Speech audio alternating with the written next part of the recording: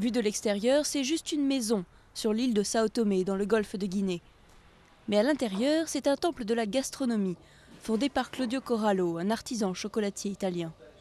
Il vit ici depuis 18 ans et transforme le cacao produit sur l'île en chocolat de dégustation.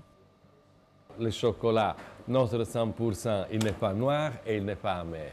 Il n'est pas noir parce qu'il n'est pas brûlé au moment de la torréfaction et il n'est pas amer parce qu'il n'y a pas d'amertume dans les fèves de cacao.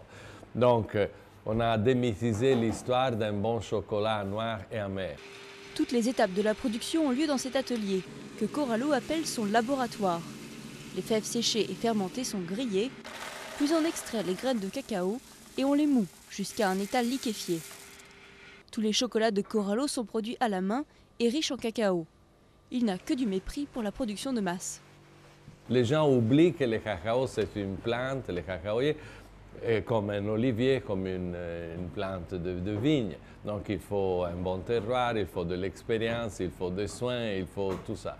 Donc souvent les gens parlent du cacao comme si c'était quelque chose qui se matérialise par enchantement dans les magasins de port en Europe.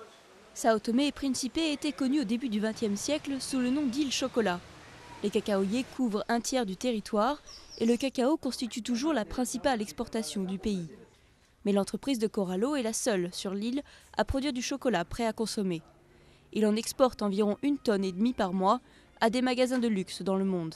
Dans ces côtés d'Afrique, c'est toujours pas commode parce qu'il faut importer tous, pièces de rechange, carton, emballage et tout ça.